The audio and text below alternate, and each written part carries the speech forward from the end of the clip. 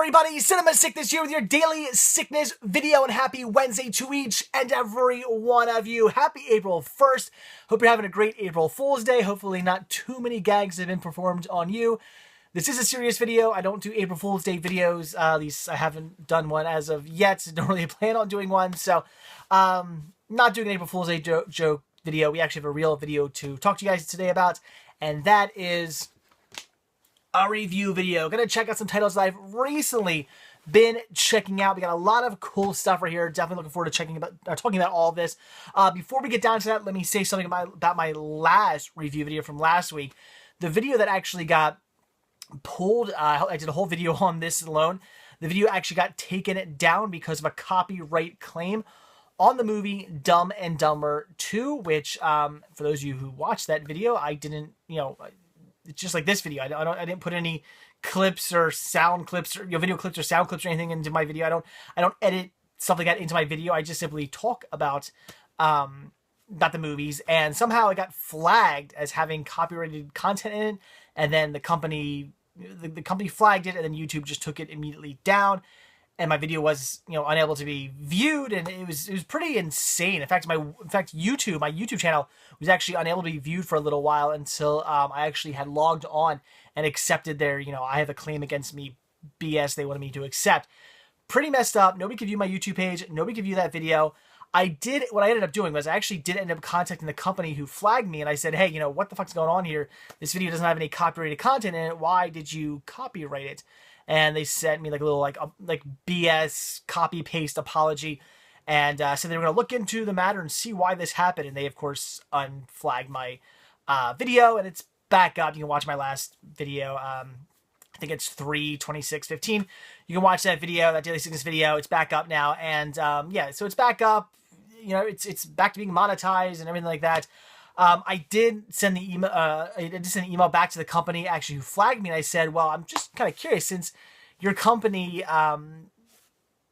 wrongfully flagged my videos having copyright content, and my video got pulled down, and I lost, that monetization. I lost that ad revenue. Are you going to be held responsible for it?" And guess what? They never got back to me. Of course, within a day, they got back to me saying, "Oops, sorry, we'll take the claim off your video," but did they ever actually bother to get back to me about lost ad revenue? No, I don't think I ever will. They haven't got back to me yet. I'm thinking that's just the way it's gonna stay. They're never gonna get back to me on that. So it is what it is.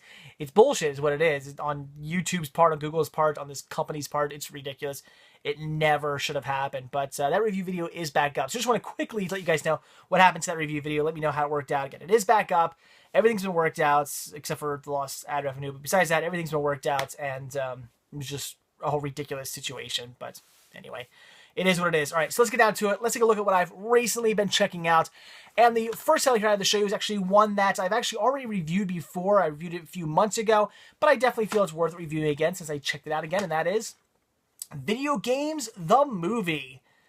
An absolutely wretched documentary. I'm not a fan of this one, which you may be wondering, why did I watch it again? Why did I even buy it? I actually bought this. I had $10 in Voodoo credits a few months back. I bought it, watched it, and thought, wow, I really should have spent that money on something better. So it was free. It was free credit. I really should have spent it on something much better.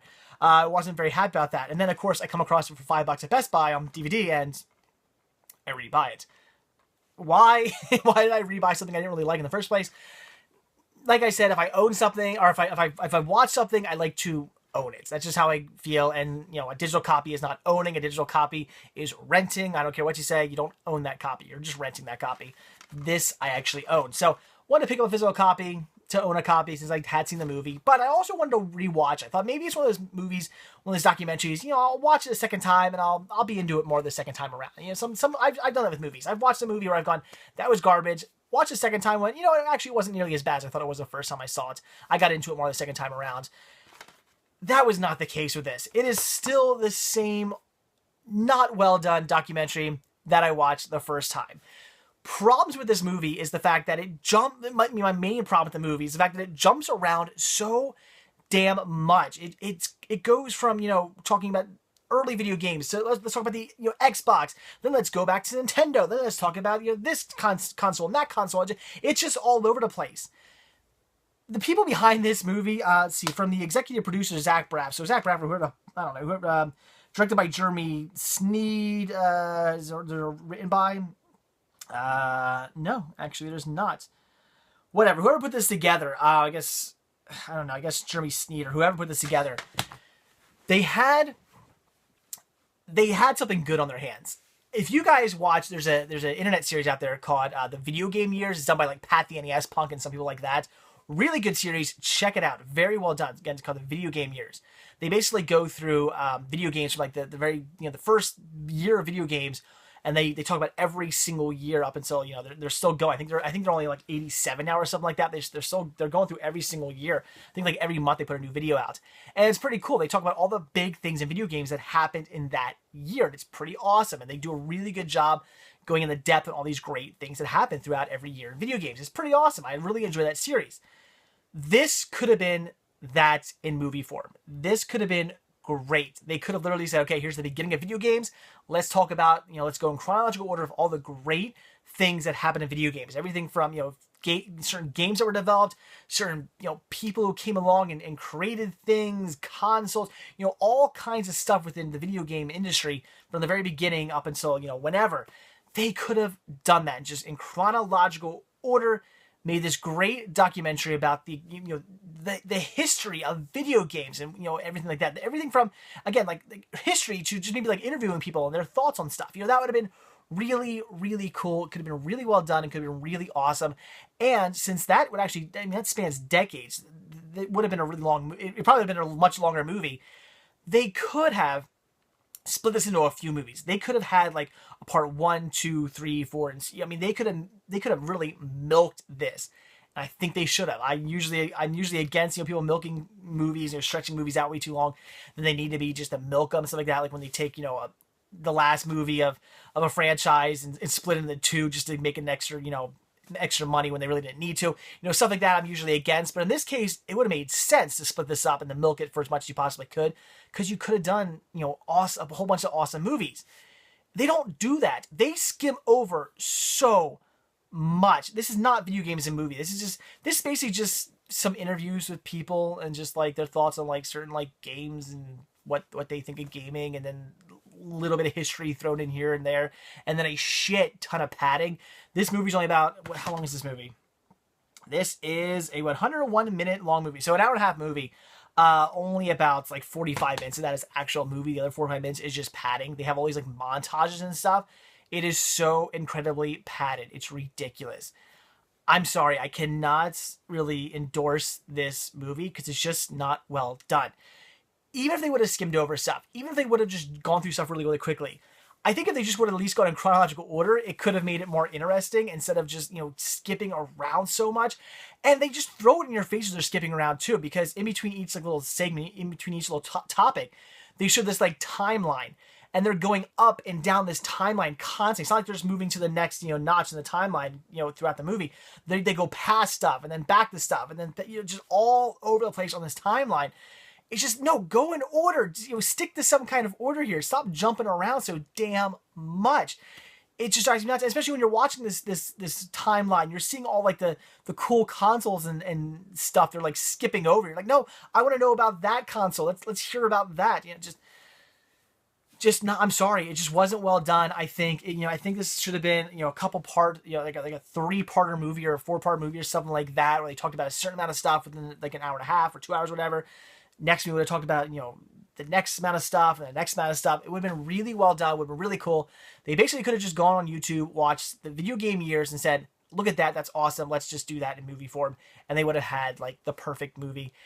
And they would have made money on this. It's, video games are huge right now. Everybody's in the video games right now. Video games are like the new cool, trendy thing right now. It's incredibly hot. You put out a really well done documentary, and you even make it a 4-parter documentary, something like that, and you do a really good job on it. Buzz is going to get out there. People are going to start talking about this. Video game YouTubers, again, like people like Pat, the NES Punk and stuff on his podcast, they'll start talking about it. It'll get buzz. People, the video game industry will start talking about this great documentary series. It'll get huge, and you would have made a bunch of money on it. Keep the price low. I mean, I picked this up for $5. Make them $10, something like that. Keep the price low so people could buy it easily. You could have made a killing on this, but instead, I feel like this was just a BS cash-in. I think some people who liked video games said, hey, let's just get together and quickly talk about some games and maybe throw in a little bit of history here and there. I'll just edit in a whole bunch of padding, and hey, we'll call it a movie and cash in on the huge buzz that's around video games right now. That's what I think this was. So I don't recommend this. It's just not a very well done video game movie at all. It's just a horribly done documentary. It skips around way too much. Doesn't really flow. It just was really piss poor done. Go online, watch the video game years. There's a whole bunch of episodes. Watch them all. It's very well done. You want to see a great, well done documentary series on video games? Watch that. All right, then another documentary, and that was American Mullet. Nice. This was all right. This didn't really blow me away either. This really wasn't so much like maybe like the history of the mullet or something like that.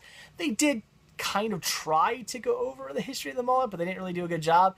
It's basically just people going around in a van interviewing people with mullets or interviewing other people who don't have mullets and asking them what they think of mullets.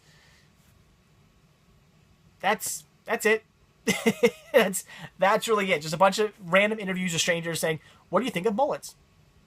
And that's what we got right here for 52 minutes. Only an hour long, which fitting. Had this been an hour and a half, wow, would that have been overkill. So it's an hour-long documentary of interviews with people asking them about their thoughts on mullets. That's about it. There's really not much more going on than that. But worth it. You come across it cheap. You think it sounds interesting. I guess see it, pick it up. It's nothing you really need to see. It really wasn't very well done. Now for something really awesome. Michael Jackson's Moonwalker. Oh my God, do I love this movie. A lot of people are questioning this. Where did you get it on Blu-ray? It's been released on Blu-ray. This is a European release. This has not been released to DVD or Blu-ray here in the States. You can pick it up on like VHS. And was it released to Laserdisc? Might have been. I don't know. I didn't get it on VHS. I actually have a VHS copy as well. You can get it on VHS here in the States. That's about it. I don't know why this was never released to DVD. I don't know why it was never released to Blu-ray. That makes zero sense to me. Especially once Michael Jackson passed away. This should have been released. This is a Michael Jackson movie. Who owns this? Warner Brothers. Why did Warner Brothers not immediately pop this out when he passed away? That just seems like it would have made sense to me. He died. Huge buzz around Michael Jackson. You throw this movie out. You make some money off it. I know it sounds horrible to make money off, somebody's death. Although, was it Sony did with, I'm trying to find it. I guess I moved it. With, what was it? This Is It, the Michael Jackson movie about his last tour. If they didn't have any problem doing it, why did? And then there was kind of, theirs was really shady. at least this is just like Warner Brothers putting out a movie. It's not like the This Is It tour video where a lot of people thought it should have been done, and would Michael even want it done? It seemed really kind of shady. This would have just been releasing a movie that had already been made. Nothing shady about that, for the most part. They should have just done that. Anyway, they didn't, but at least you can pick up a UK release, although it's region. I believe this is region locked. I think this is region B. Actually, it doesn't say on the back. I did watch this in my region free player, but I might have been able to get away with watching this in my regular player. I do not know. It doesn't. There is no region code on the back here. This might be region free, which would be pretty awesome. Look into that. So there you go. Anyway, so Michael Jackson's Moonwalker. This is a movie I've loved ever since I was a kid. I've always been a fan of Michael Jackson. I mean, Michael Jackson, the person, not so much. Child molester, I don't know. Maybe not. I don't know. I mean, I'm Michael Jackson. I don't know what he did. I have no idea. I can't really tell you on that part. I will say he was weird as fuck.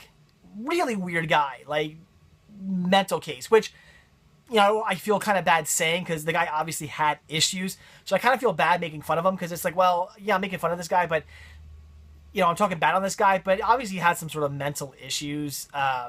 He had problems. And I kind of, I can't really make fun of him for that, because, he was a really weird, eccentric guy who, did some really weird things, but obviously there's some issues there, things that he can't necessarily help. So, yeah, I don't know, I can't really make fun of him, but him as a person, not so much. But him as an artist, I love Michael Jackson's artist. I think he's a fantastic singer. His acting's not great, but I love him. But I love when he does act. I love him like Captain EO. I love him in Moonwalker. I love him in Thriller. You know, even The Wiz. I love him in movies. I like him. I think he's just a phenomenal entertainer. That's the best way to say it. He is like one of the greatest entertainers of all time, in my opinion. I just think he's fantastic. I love his music so much. His music is so catchy. I love listening to it. I have his CDs. I love listening to Michael Jackson's music. It's great. And I love Moonwalker for all the absolutely fantastic music in this. This is just loaded with great music, kind of based around this sort of loose story. But it's very, very fun. It's out there. It's insane. It's wacky. It's crazy. It's Michael Jackson. It's what you expect. And it's awesome. This is something you need to see if you are a fan of Michael Jackson's music. Only problem I have with this at all, this movie, is... if you guys have seen the Smooth Criminal part of this movie, where all of a sudden it breaks down and like Michael Jackson and all the people are like snapping and everything, and it's like gone into this like breakdown of the song, and they're all just like moaning and stamping their feet and stuff like that. It's like, what the hell just happened here? And then it goes back in the Smooth Criminal. They didn't need to do that part. That part is weird. That part's even, I mean, there's a lot of weird parts of this movie, but that part's even like, to me, I'm like, too weird. You crossed the line. You know, I don't really like that part of the movie. That part of the movie kind of makes you feel really uncomfortable and cringeworthy. Otherwise, I mean, that's like a minute.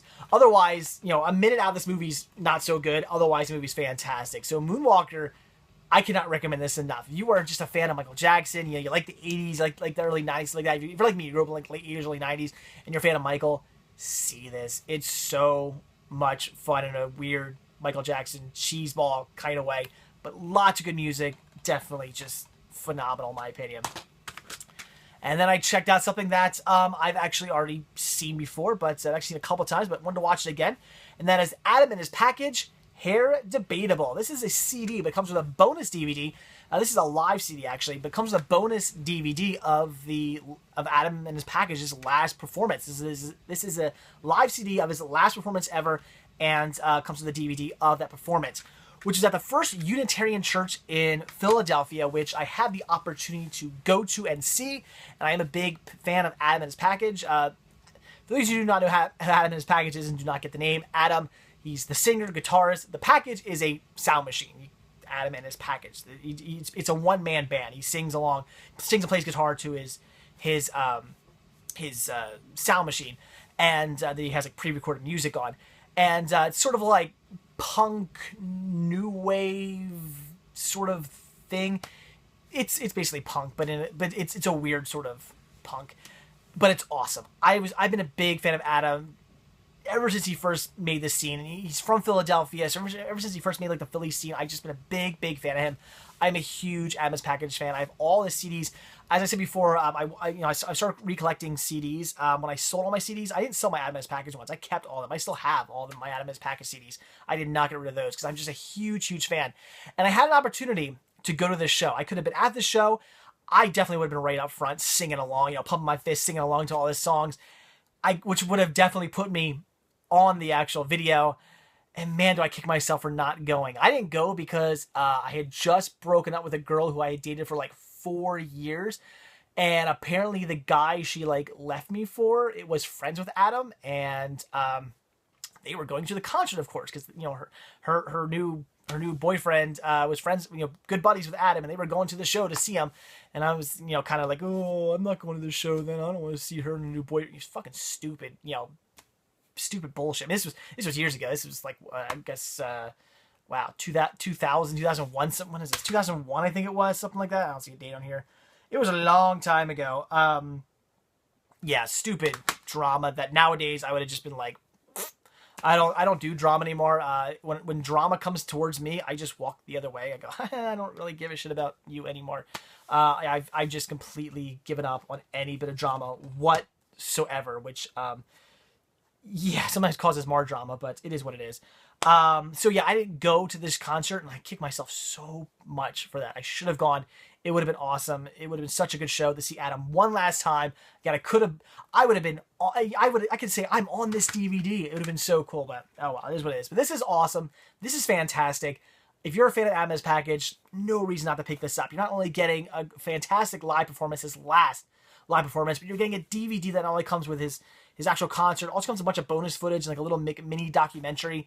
Really, really cool, really awesome. I recommend checking this out. If you just want to hear like good punk music. Again, it's punk music, but it's different. Again, it's him playing guitar and singing along to a sound machine. Basically, it's with pre-recorded music on a sound machine. It's different. It's definitely different, but it's awesome. I love Adam S package. This is so cool. Next, we have Beanie Lover Video, Volume 1 Collector's Edition. Told you guys I was going to watch this one. This was kind of fun. This reminded me, actually, a lot. Before I got into collecting movies, I used to collect Pez dispensers. All through high school, I collected Pez. I was really, really into Pez. I'll just quickly tell the story. I think I told you this before. It's on my FAQ page.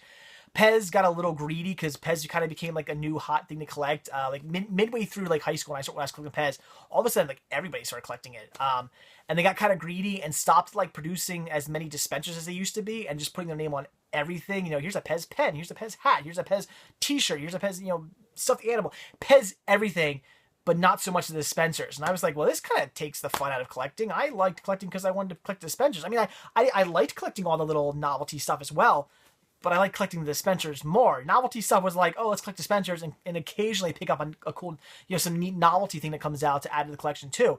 Not a huge collection of novelty crap and a couple dispensers. That's kind of what they were doing. And I was like, well, this is not really much fun anymore. So I stopped collecting. I sold them all off. I actually made a lot of money selling them all off because I had some like really rare stuff.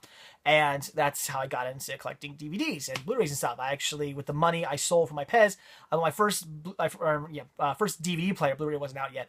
But my first DVD player, and I bought some DVDs, and then I became obsessed with these. So from one collection immediately into another. Literally, it was pretty insane. But and then of course they stopped doing like the collectible stuff and started focusing a lot on dispensers like a year later. So stupid me. Anyway, so so this reminded me a lot of when I collected Pez, just the people they interview and stuff, and the way they talk and how passionate they are about Beanie Babies. I was like, man, this was like me and all my friends and fellow collectors talking about Pez. There were Pez. I went to Pez luncheons and Pez conventions and stuff like that.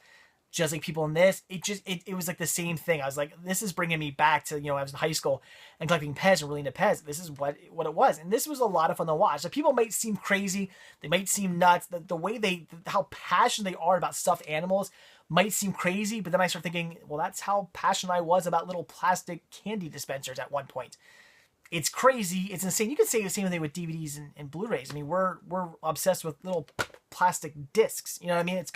That's kind of crazy in of itself. So pretty nuts, but at the same time, a lot of fun. And this is not going to be for everybody. For me, I just liked it because, again, it reminded me of high school. It reminded me of when I used to collect Pez dispensers, and it was a lot of fun to watch in a kind of cheesy sort of way. It's funny now because I mean, does anybody collect Beanie Babies anymore? I guess there are some people who collect them, but I mean, the fad's dead. Like it's not the big fad it was when this was around. When this was around, I mean, when this video came out, beanies were like everywhere. It was a cool big thing to collect. Not so much anymore. We have the original Beanie King. He's actually the one who put the actual documentary together, which is the guy is insane, but it's still pretty cool. So it talks about everything from how to spot counterfeits, pricing, ways to sell, buy, trade, ways to like take care of your Beanie Babies, all kinds of stuff like that. Only thing that really bothered me, and this is from a collector's standpoint, they basically said like it was the Beanie King, of course, who is all in. He basically sells Beanie Babies, or at least he did at the time. One of the things that bothered me was when they're talking, he's going over like the etiquette of like buying and selling and trading. One of his etiquette things is when you go to a convention, like don't trade in the don't sell or trade to other collectors in the convention. And his reasoning is because, well, people paid money to have stands and stuff in here and sell their their goods, and you're just going to go off and start selling your stuff and trading with fellow collectors and stuff. Basically, what he was saying is, I have a stand here. I don't want you selling Beanie Babies when I could be making money. And I kind of saw that as he was really looking at it from a standpoint of a seller, not a collector. And I think that's bullshit. If you go to a convention for anything, I don't care if it's movies, I don't care if it's Beanie Babies, I don't care if it's Pez, I don't care what it is. You go to a convention and you meet up with a fellow collector and stuff like that, and you want to do a trade, do a fucking trade. Or maybe you talked on the internet or something like that, and you're like, hey, I have this rare copy of this cool video game. We're going to this video game convention. You want to buy it off me? Yeah, okay. Do that. That's ridiculous for to be bad etiquette to do that. I think that's stupid. That's just dumb. I disagree with that completely. But anyway, I'm getting off on a tangent. Again, this is not for everybody. There's really no reason for anybody out there besides like weird people like me to check this out. But I thought it was actually a lot of fun in a weird sort of way. Okay. I talked way too long about Beanie Babies and Pez right there. Sorry about that. All right, then I watched The Jazz Singer. This I had to check out. It's been a while.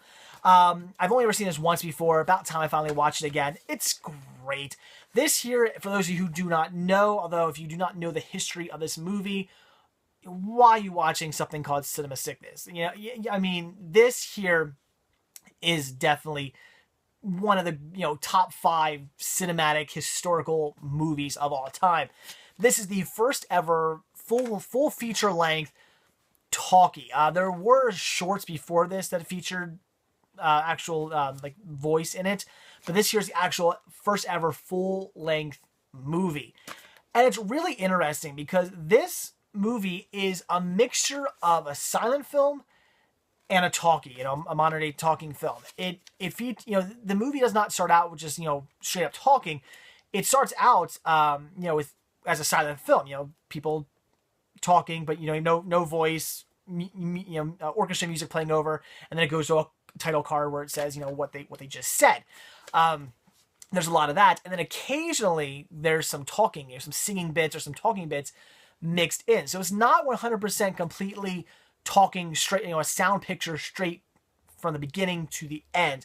It is a cool, interesting sort of mix, and I think that's really fun because with this being the first movie, they were experimenting, they were trying things out. I mean, for them to have made a whole an hour and a half, an hour, for them to make an hour and a half long movie of straight up talking would have been a really big feat back then. They didn't do that. They just threw in some talking parts, as much as they could probably fit in and feel comfortable with, but they still basically made a silent movie, and it's really, really interesting. I read up on what was involved in the projection booth for one of these movies. They had to hook all these different reels up. Each reel had its own sound disc, and it had to be synchronized. The fact that this went off with a hitch was just insane. I can't believe that things just didn't go horribly, horribly wrong when showing this movie to an audience. There's so much that could have gone wrong, so much that had to be synced up perfectly with everything to make this go well, and they pulled it off without a hitch. And it's a good thing they did, because I was reading stuff had they screwed up, they've been showing this, premiering this movie, and things would have gone wrong, stuff wouldn't have been synced up correctly, there would have been issues. It could have been really bad for the future of talking films, of sound films, but they pulled it off, and it's awesome. This is the most racist cover ever. I realize he has a minstrel scene in the movie at the very end, but Jesus, did you have to put that on the front of your cover? Really? You couldn't have put that image or something.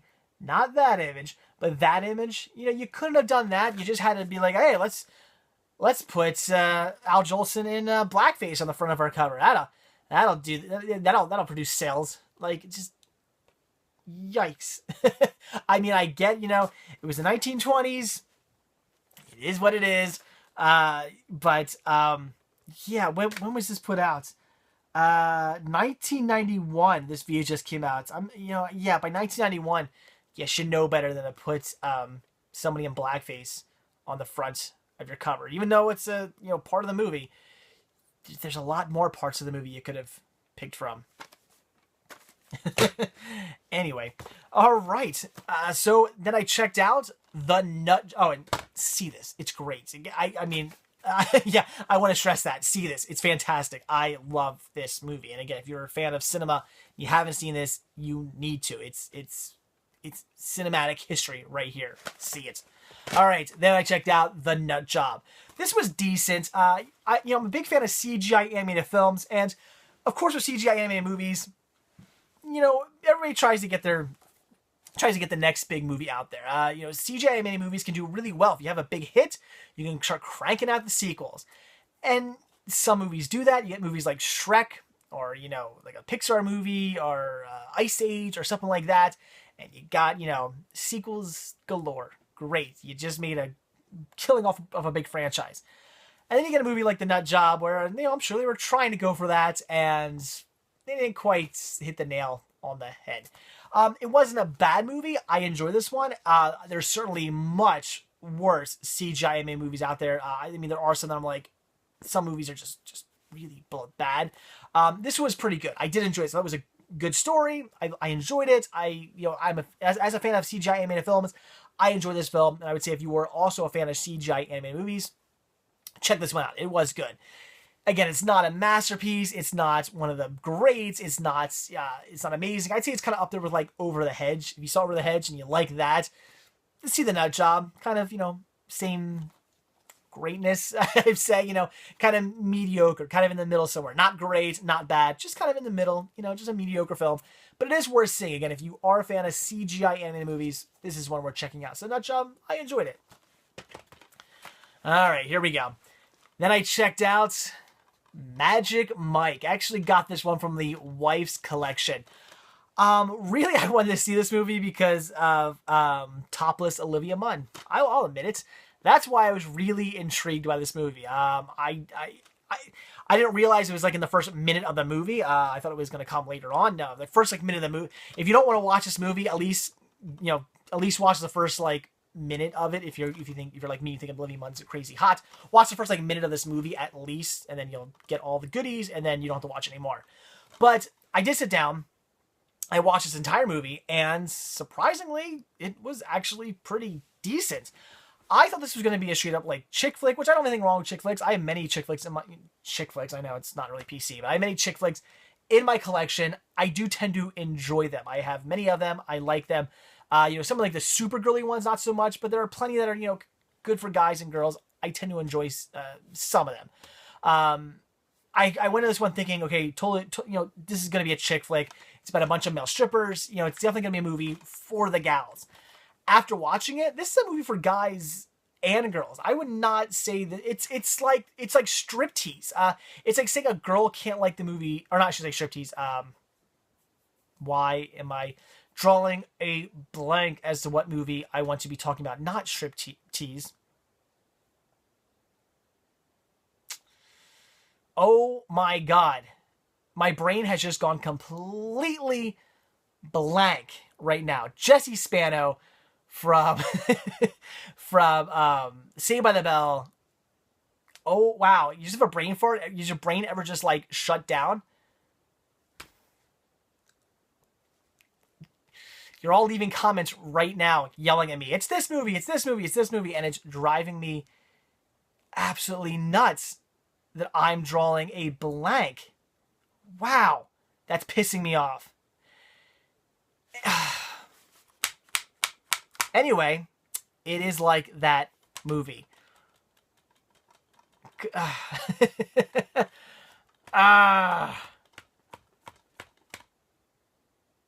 Wow. Anyway, all right. I'm drawing a blank. I'm trying to stall to have it come to me, and I'm looking through my S's right now, hoping it's somewhere. I don't see it. Oh my God, that's gonna drive me absolutely insane that I cannot think of the name of that movie. Well, anyway, that's the movie I'm trying to think of. You guys know what I'm thinking of. You guys know the name of the movie. It's kind of like saying a girl can't enjoy that movie. It's a movie featuring lady strippers. So what? A girl can't watch that movie? No, a girl can totally watch that movie and enjoy it. It's a decent story. The girl can watch that. Same thing with this. Yes, it's a story about male strippers. But with that being said, a girl can, or a guy can still watch this movie and enjoy it. Yes, it involves male strippers. Yes, you're gonna see butts. You're gonna see a bunch of guys wearing very little. But as long as you're not, a complete homophobe, what are you so worried about? The story is actually pretty decent. I love the story. It's really about these two guys. The one being Channing Tatum is the big male stripper. He befriends this kind of like nobody, brings him into the industry, and then of course this guy he brings in the industry becomes a complete fuck up and sort of ruins everything, and things kind of get bad, and drugs get involved, and some not good stuff happens, and in the end things sort of work themselves out. We don't quite know where everybody's going to go, but Channing Tatum and his love interest, they seem to be working things out, which is good. But all in all, this is a decent movie. I'd actually say check this one out. If you're like me and you thought, movie for the ladies, a bunch of guys stripping, this isn't going to be my kind of movie. It's actually surprisingly pretty well done. I thought the story was actually pretty good. It was enjoyable, and if you can, if you can get past watching some guys in thongs, it is what it is. Deal with it. I'm in touch with my masculinity enough that I can live with that. It's not going to kill me to see a guy in a thong, whatever. It's actually a decent movie, and I would say see this one. And gosh darn it, what is the name of that movie I'm trying to think of? That is still driving me absolutely insane. I want it to just be like there somewhere. I'm like looking at my S's. My S's is such a huge section. It's over there somewhere. I know it's not Striptease. Striptease is what I'm thinking, but that's not the name of the movie. I think I have it on DVD. I have it on DVD and Blu-ray, and I still can't think of the movie. Anyway, all right. So then next, I know I just ruined this entire video by driving myself nuts by not being able to think of the name of this movie, and I hate it. I hate the fact that I can't think of this movie. It does start with an S, right? I'm not going insane, right? Well, leave a comment below. No, I'm sure by now I've already posted the name of the movie right here somewhere, but whatever. Leave a comment below. Yell at me, scream at me. I know. I'm having a complete brain fart right now. It happens. When you do these videos, that you're on the spot, you're in the moment. Things just go away. I don't know why. It drives me nuts. Next, I checked out Into the Woods. I wasn't really a big fan of this movie, unfortunately. I'd say the first hour of this movie. Well, let's see. Okay, first of all, this movie's based off a play, and it feels that way. Not because it's a musical. I have nothing wrong with musicals. I tend to actually really enjoy musicals. I'm a big fan. This, though, based on a play, really feels like it because the first hour, you're kind of getting one story of all these different fairy tales kind of merging together to tell this one story. I found it interesting. I found it enjoyable. It did seem a bit rushed. I thought the stories could have been drug out a little bit more to fill in the sort of movie a bit more, make it a little bit more enjoyable, learn more about these characters, learn more about each one's story. I thought they could have done that. Then that's over. The first half of the movie, everything, yay, everything's great and happy ending for everybody, at least so we think. At which point, during the play, we would have had the intermission. Everybody would have gone out, they would have gone to the concession stand, they would have stretched their legs, they would have had a smoke, whatever they wanted to do, and they all would have came back into the theater, and Act 2 would have started, and it would have been, oh no, a giant attacking the kingdom, and now kind of another sort of story starts with the same characters, but sort of now battling this giant as opposed to doing what they were doing in the first half of the movie. I guess for a play that could work. Unfortunately for a movie, not so much in my opinion. It felt like all of a sudden the movie just 180'd, and I really I shouldn't say really enjoyed. I enjoyed the first half of the movie. Again, I didn't think it was super well done, but I still enjoyed the first half of the movie. I found it interesting. I like the music. I like the stories. I like the idea of all these different fairy tales coming together and and coming together to tell us one story. I thought it was very interesting. I thought it was unique. I thought it was pretty cool. And I like that. But then the first, again, after the first hour, all of a sudden it's like, wait, we're all ending on a happy ending now? And then, oh no, giant attacks. And that's when it go into like a whole nother story, like a whole new story. And I didn't really want that. I would have liked it had, I got invested in these characters. I got invested in their story. I got invested in, what they were doing. And then it just sort of ends. And then we go into something else. And now what, I'm supposed to get invested in what's going on now? It's like, nah, not really. I just, can we properly do the first half of the movie? I thought they could have stretched it out a bit more. It seems like every story was just kind of like rushed over in a way. I thought they could have talked about, the characters more and introduced them more and stretched out their stories a bit more to get us a bit more invested in the characters.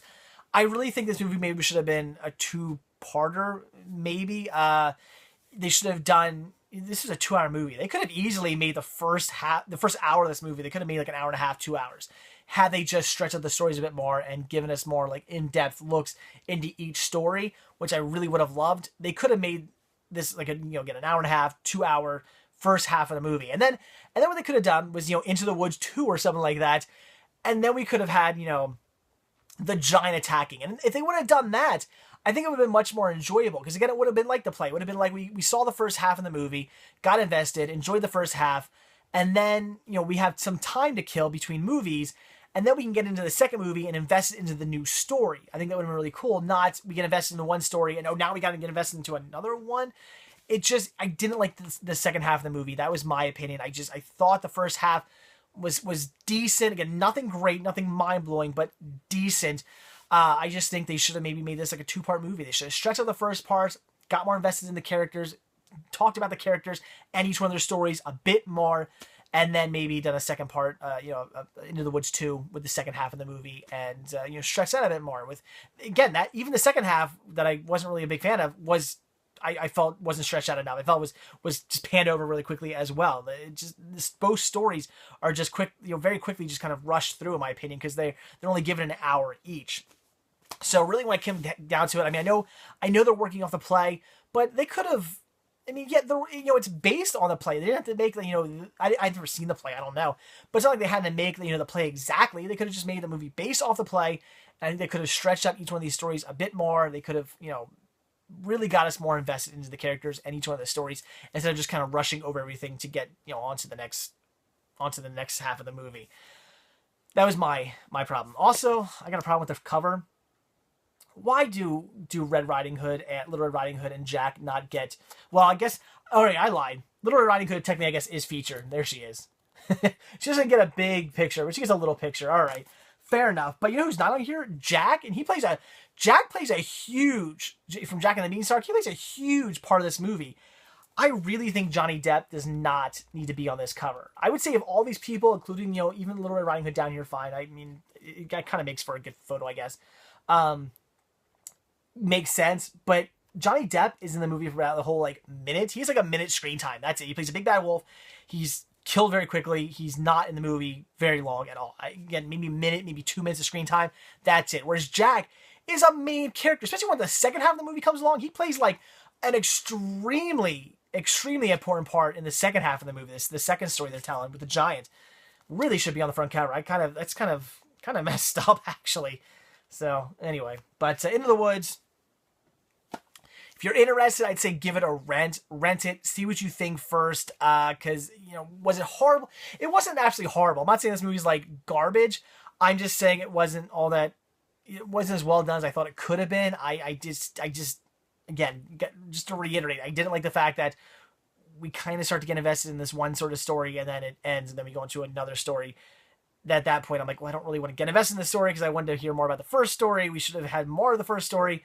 I think it should have been 2 movies, not 1. I think it would have made more sense. Once again, I mean, with a movie, I'm saying they should have panned it out more. They should have split into other movies. They do that so much nowadays. So many movies get split into 2 movies to make more money. But when it comes to the movies that should be split into 2 movies, they don't. What the hell, Hollywood? Yeah. So is this Disney's new thing, by the way, too? I mean, for a while there, it was their big thing was making movies based off Disney World, Disneyland attractions. Now it seems like the new big thing is taking like all these fairy tales they had like animated movies about and like making live action movies about them, whether it's like a remake, a retelling of that story, or like a story based around. They all seem to be like, a lot of them seem to be based around those tellings. Everything from I mean, you can look at Alice in Wonderland, Cinderella, Maleficent. I mean, how if you want to look at it, even Oz the Great, Oz. Was it Oz the Great and Powerful? Was that the movie? Even that Wizard of Oz isn't a Disney title, but even that could have been looked at as one of those movies. So is that like the new thing? Is this the new big Disney thing, just to make these like live action fairy tale movies? Guess that's their new thing, which is cool. I kind of missed the movies based on attractions though. They were cheesy, except for Pirates. Pirates was awesome. All the other ones were kind of cheesy, but sort of liked them. I don't know. Anyway, very cool. Or very cool what they're doing right now. Not so much with this movie. This movie's not very cool. This movie's just, it's okay. So again, give this movie a rent. I would say nothing you need to go out and immediately pick up. If you're interested, give it a rent, see what you think, and then judge whether or not you want to own it after that. I just think it could have been done better and differently. All right. Oh, wow. Almost an hour. This is a really long video. An hour into this video. All right. Almost an hour into this video. We're on the last title now. I checked out Death Metal. Are We Watching You Die? Unfortunately, yet again, another not so well done documentary. What is with all these not well done documentaries that I've recently been checking out? What, according to the back of this, what I was led to believe with this movie is that it is a documentary all about death metal, kind of like never really like necessarily taking off and sort of like maybe getting a little bit big and then like fizzling out.